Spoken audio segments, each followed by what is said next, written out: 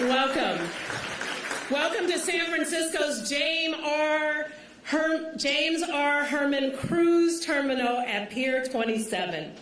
The first stop for almost 300,000 people who come here every year from around the world to our beautiful city. I want to tell you about another jewel of the San Francisco port that just celebrated 125 years, the San Francisco Ferry Building.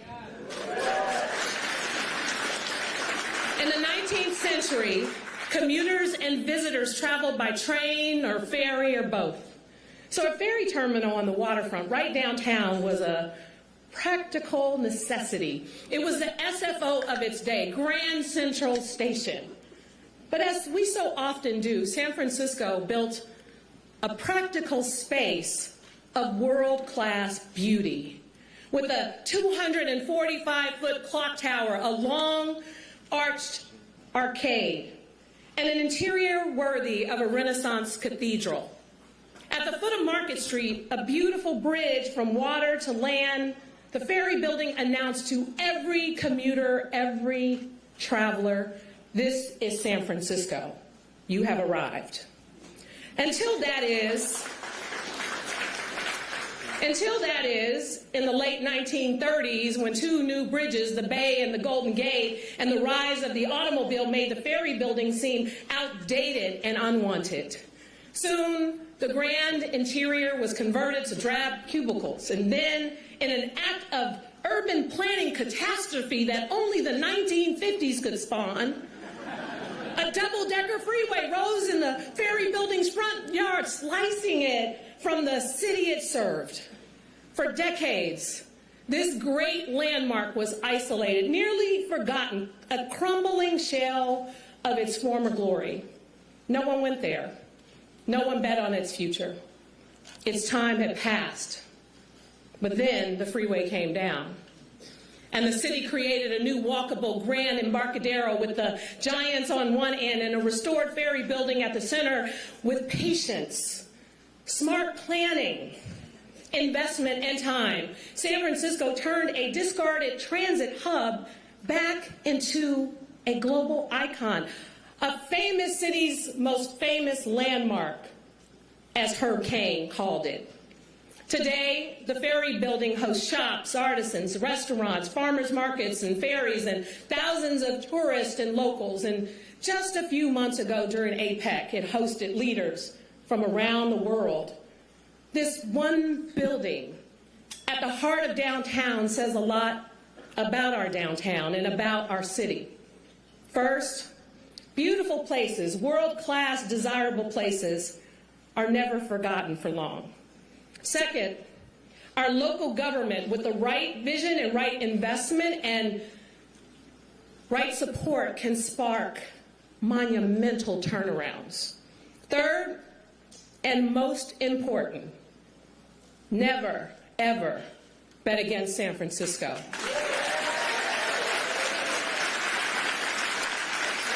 We never stay down for long.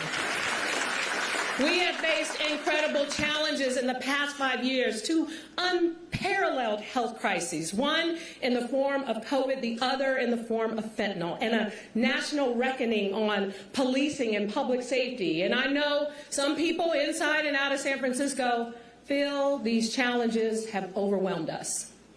I don't begrudge people's frustrations. I don't dispute these have been a tough 5 years. But rather than destroying our city, these storms have revealed our strength, our indomitable spirit, and our service to each other. I believe the past is a precursor to our rise. This is a year of the dragon, and we will soar again.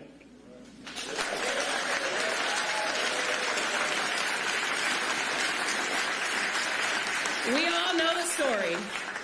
Shortly after I took office, we began to hear disquieting reports of a new and deadly virus.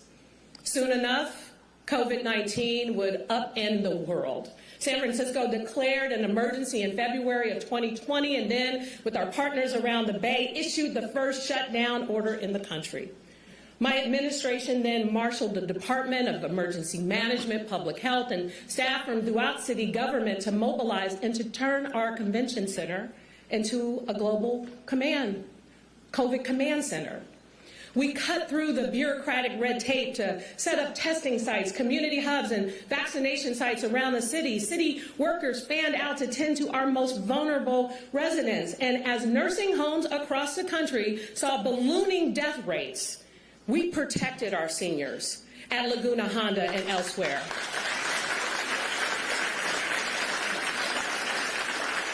We were one of the first cities in the country to reach an 80% vaccination rate. And as deaths climbed across the U.S. and the world, San Francisco saw the lowest death rate of any large city in the country.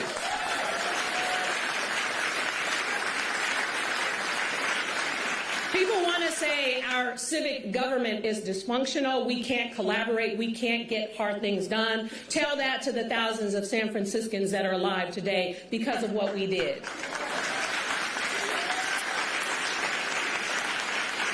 Our city faced a storm unlike anything we've seen in 100 years. Is anybody here 100 years old? So you didn't see it either. And through hard work, collaboration, ingenuity, and the simple decency of people, we orchestrated the most successful response in the country. And as COVID waned and vaccinations rose, we entered what I consider the second phase of my tenure, the recovery. The pandemic had led to a massive shift in how our economy functions almost overnight.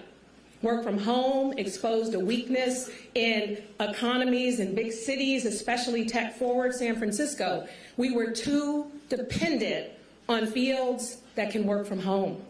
Our downtown had never been designed as a neighborhood with many homes and round-the-clock residents. Downtown was office, and office was hit hard. Simultaneously, the pandemic had constrained our efforts to house the homeless. Then, the murder of George Floyd and the ensuing national reckoning devastated police recruitment and staffing here in San Francisco and around the country, even as they brought to light the systemic racism that many of us have known for far too long. The Department of Justice has called the police staffing shortage a national crisis. These are national challenges exacerbated by local conditions. So what did we do? We didn't throw up our hands, we got to work on public safety. We diverted non-emergency 911 calls to free up officers while providing better overall responses for those struggling on our streets.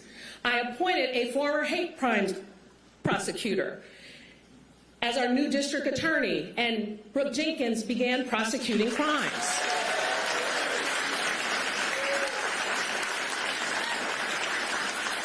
We used bait cars and plainclothes officers to disrupt auto break-ins, to shut down our drug markets in the Tenderloin and the South of Market. We coordinated every public safety agency you can name, local, state, and federal. Sheriff Paul Miyamoto deployed deputies to conduct warrant sweeps. I appealed to Governor Newsom, and he stepped up by sending the California Highway Patrol and the National Guard investigators. President Biden and Speaker Emerita Nancy Pelosi delivered the U.S. Attorney and the Drug Enforcement Agency to interrupt the sale and trafficking of fentanyl.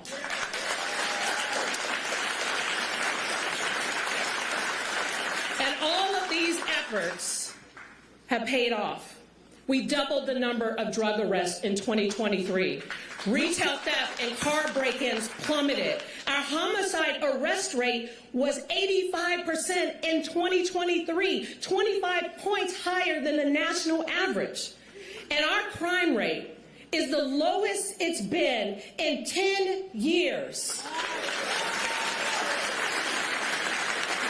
Not including 2020 when we had to shut the city down. Yes, these figures are accurate. They coincide directly with the arrival of the CHP, National Guard, U.S. Attorney's Office, DEA, stepped up enforcement from SFPD, and DA Jenkins' increase in prosecutions. Now, I do recognize that some people don't feel the lower crime rate yet. And if you or someone you know is a victim of a crime, all the stats mean nothing. I understand that, and I hear your concerns, and that's exactly why we're not letting up. We will roll out 400 automated license plate cameras at 100 intersections across the city this month.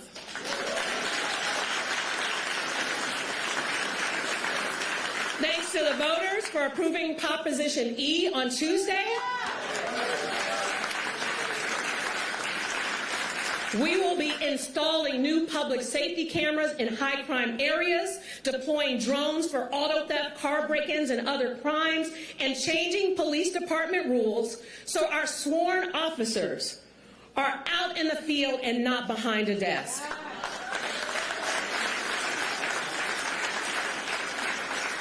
And yes, we are adding more police officers. Thanks to our efforts, San Francisco is now the best paid major city in the region for starting police officers. Retention is improving. Officers are transferring here. We have the most police academy applicants in more than 5 years, and the next academy class will be the largest since before the pandemic, with 50 cadets.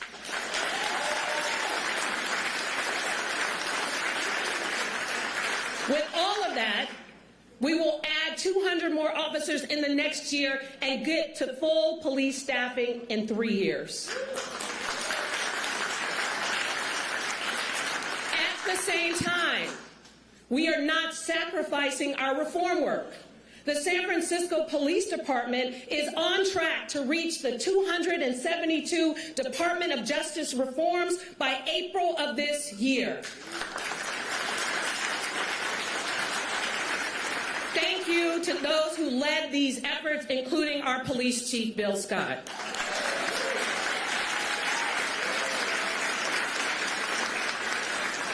Of course, we can't talk about public safety without talking about the other health crises.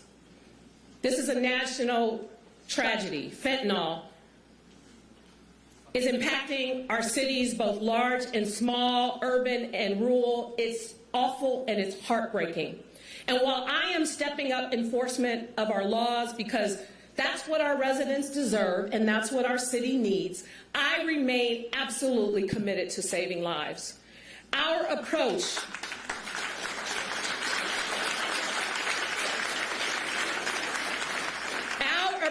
is about accountability, resources, and new pathways. This means arresting and prosecuting dealers, and when necessary, arresting users who are a danger to themselves. It means expanding existing treatment options and creating new ones, like abstinence-based treatment solutions.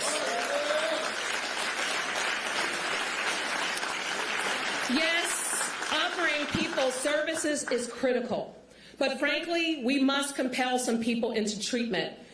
We will have an additional tool thanks to the voters who helped pass Proposition F on Tuesday. And I've directed the Human Service Agency to create an action plan for Prop F's implementation. If we can provide cash assistance to more than 5,000 people, then we can screen recipients for substance use disorder and get them into treatment.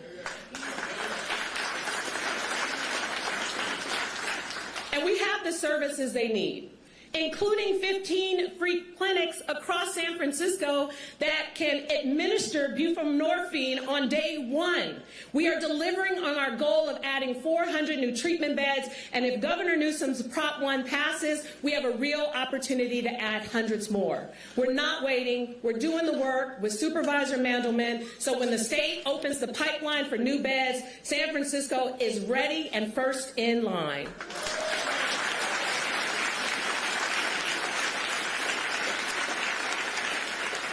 That brings me to homelessness, which also remains a key focus of our recovery. Now, since I've been mayor, we've helped over 15,000 individuals exit homelessness. We are the only county in the Bay Area to see unsheltered homelessness go down in the last point in time count. We did it by increasing our shelter capacity by 66% and increasing housing for formerly homeless people by over 50%. My Office of Innovation, funded by Bloomberg Philanthropies, is deploying new accountability tools to better track data, to track outcomes, and to hold nonprofits we fund accountable.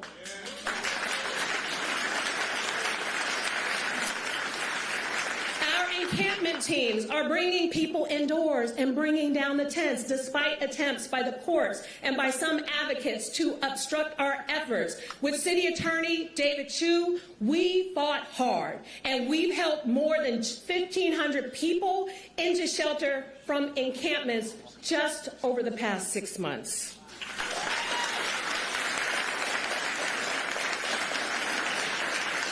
The number of tents on our streets are down by 37% this past 6 months, at the lowest levels it's been since 2018.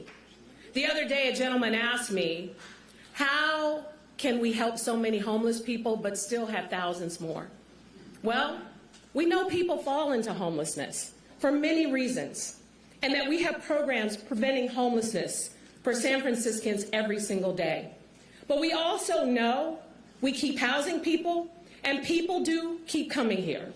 The advocates and some elected officials want you to believe San Francisco is not a destination. They want you to believe people don't come here for drugs or other reasons.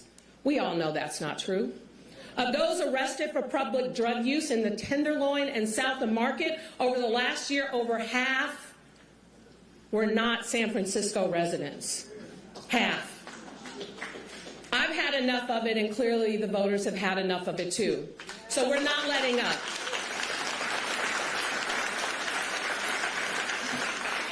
We are continuing to add new housing, new shelters. We are setting a new goal of 1,000 people a year for our Homeward Bound program, the program that provides unhoused people a ticket back to their home cities. And we have a new tool for those struggling with mental illness and addiction.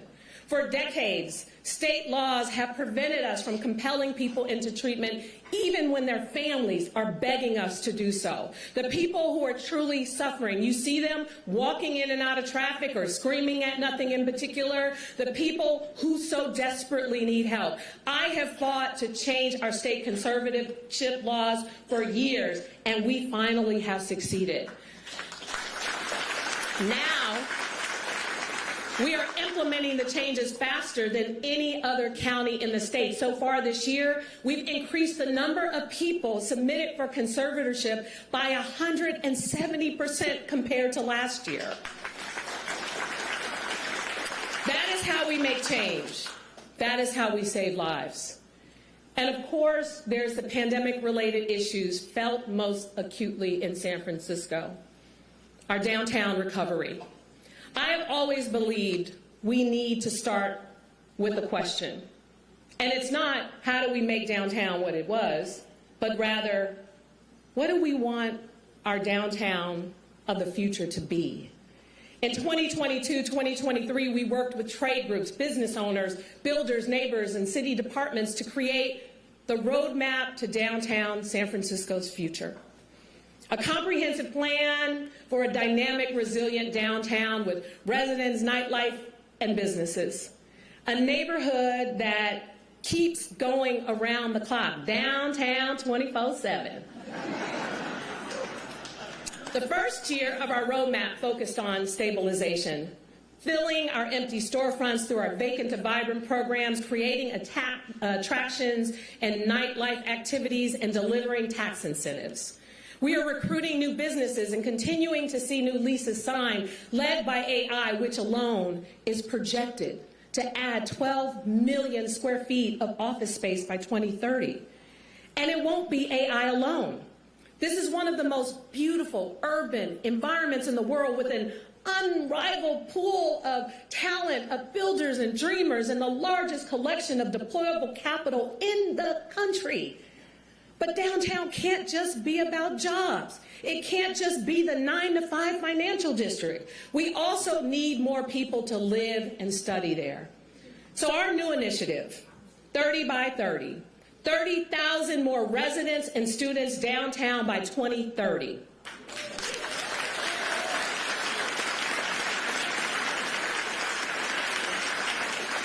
To do that, we first need to create more housing downtown. We've already passed a few local laws to remove and reduce fees and barriers to office conversions. Our first office conversion is actually happening right now. 34 new homes at the Warfield building that would not be happening if we hadn't stepped in, and more are coming. Now we are working on state laws to change state laws with Senator Scott Wiener to spur conversions and speed up housing production downtown. So that's housing, but 30 by 30 is also about bringing students downtown, and a lot of them. We're working with thought leaders, business folks, and educational institutions to make downtown a hub, a center of excellence.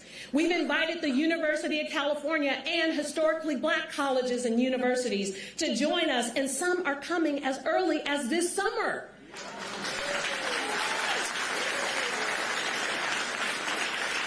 We're working with other universities and our existing anchors, UC Law, USF, and San Francisco State University. Imagine that. Students, professors, researchers, and employees walking from dorm room to classroom, from startup to conference space, from the Ferry building to City Hall, cross-pollinating ideas, cross-pollinating companies.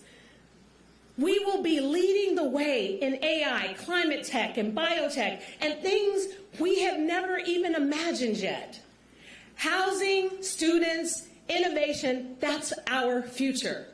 Tearing out the bike lanes on Market Street, going backwards, will not move us forward, and it won't magically revive downtown.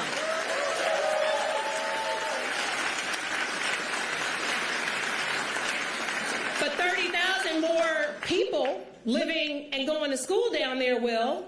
Downtown has always been the economic engine that funds the services we care about, and its post-pandemic difficulties are the driving reason for the deficit that we now face. We no longer have the luxury to penalize. We need to incentivize. So let me make two things clear. Number one, the Board of Supervisors and I will close this deficit, and we will not weaken our public safety to do so.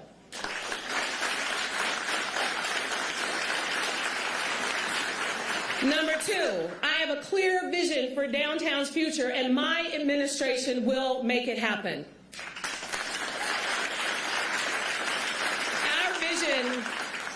Our vision is a vibrant, mixed-use neighborhood with transit, bars, restaurants, venues where people live, work, study, and play. We are through the valley of COVID. We've endured the slings and the arrows of its recovery. And now we rise to our next chapter. On housing, we are changing our reputation as a city of no to a city of yes. Yes. Yes to reducing fees, yes to eliminating barriers, and yes to any idea that overcomes obstruction and builds the new homes we so desperately need.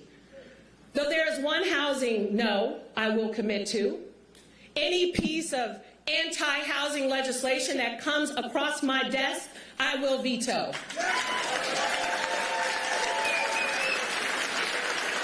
Every single one.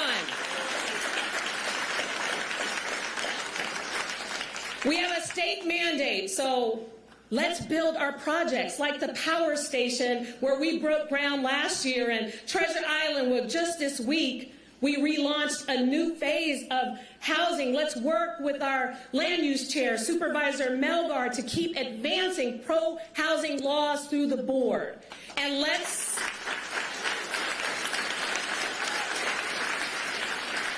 bring 30,000 residents and students to the downtown. If we do that, more people in more neighborhoods will be able to afford to live here. More housing means more opportunity. And San Francisco will remain the city of yes for our children and their children. And it's not just a vision. Our work is actually delivering change. Crime is at record lows. San Francisco is the AI capital of the world, the birthplace of the next economic boom. The LA Times reports that in 2022, San Francisco companies raised 5 times as much funding as the companies in Florida and Texas combined.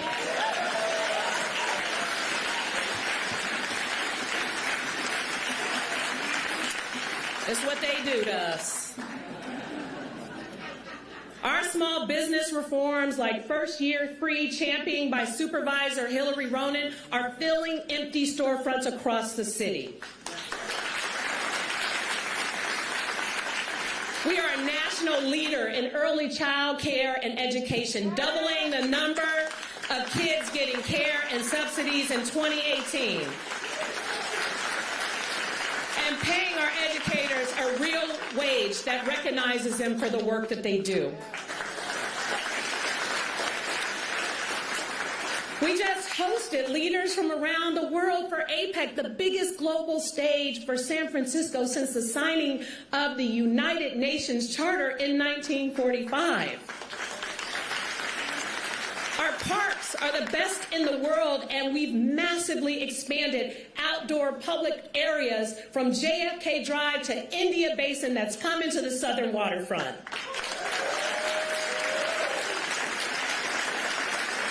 Muni is leading the Bay Area's transit recovery. Who would have thought, Willie Brown? Carrying more riders than all of the other regional transit operators combined. We are on pace to hit our goal of zero greenhouse gas emissions by 2040. We are launching a WNBA franchise hosting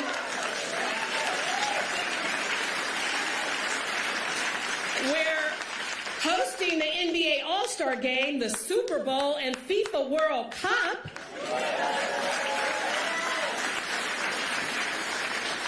And I envision a San Francisco of walkable, safe, thriving neighborhoods with great schools that teach algebra and a strong economy.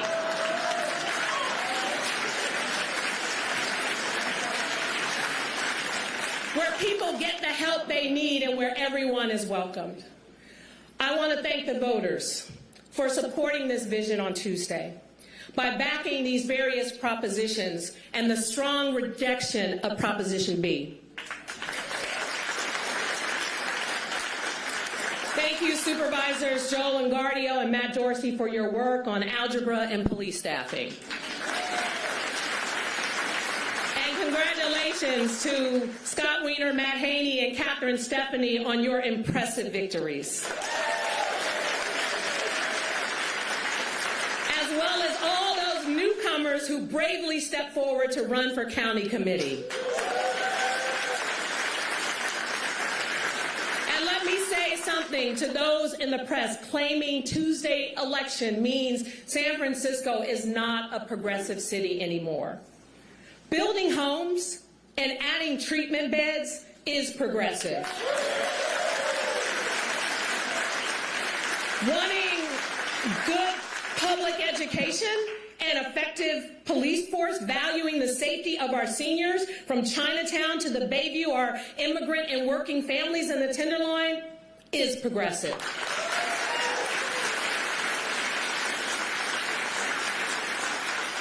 We are a progressive, diverse city, living together, celebrating each other, LGBTQ, AAPI, Black, Latino, Palestinian, and Jewish. That has not changed, and that will not change. So I don't know about you, but I'm tired of the negativity. I'm tired of the people who talk about San Francisco as if our troubles are inevitable and our success a fluke. Our successes are not a fluke, and they are not fleeting. They're the products of years of hard work, collaboration, investment, creativity, perseverance. They're the output of thousands of people in government and out who believe in service, not cynicism.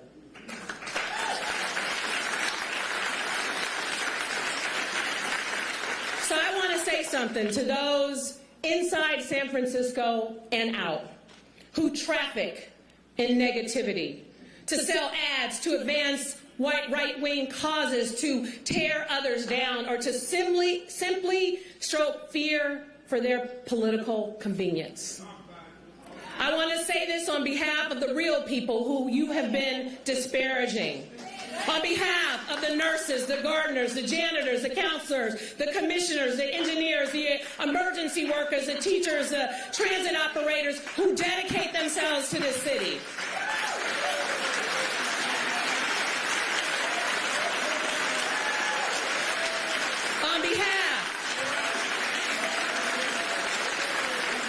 On behalf of our firefighters, our 911 dispatchers, our sheriff deputies, our police officers who do life-saving work under difficult circumstances. On behalf of the startup founders and engineers who are reimagining our local economy. On behalf of the small business owners, the bartenders, the artists. On behalf of the women.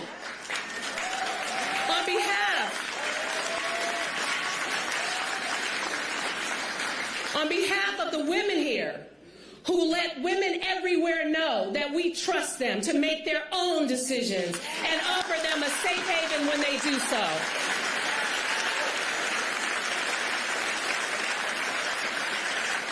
On behalf of the GIMBY housing advocates who started a movement here that has taken root all over the country. On behalf of the transgender activists and their families, chosen or otherwise, who've made San Francisco an outpost of hope. On behalf of the city I've called home my entire life, which I am proud to serve every single day, I offer these words from our 26th President of the United States, Teddy Roosevelt. You'll excuse me for updating the pronouns.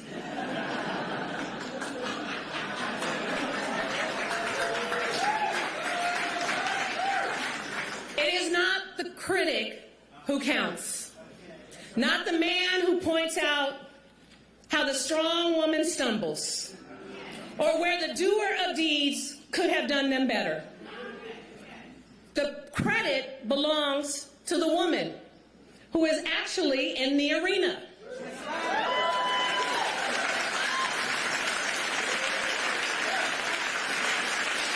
Who strives valiantly, who errs, who spends herself in a worthy cause. To those outside the arena, watching from the sidelines, who offer only criticism, I have a message for you.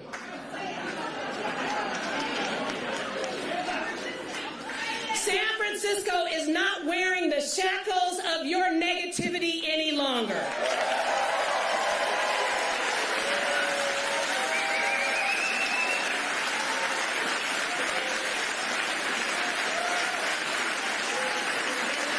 I'll say it again.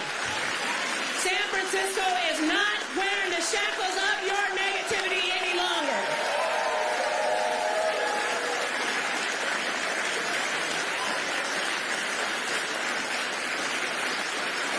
To the public servants who've been here during the city's most difficult time, doing the work all along, thank you. Thank you for your service. We will continue to move our city forward, to be the city of yes. No longer will we allow others to define us, because we know who we are. We are a city on the rise. We are a dragon taking flight. Now let's soar, San Francisco. Let's soar. Thank you.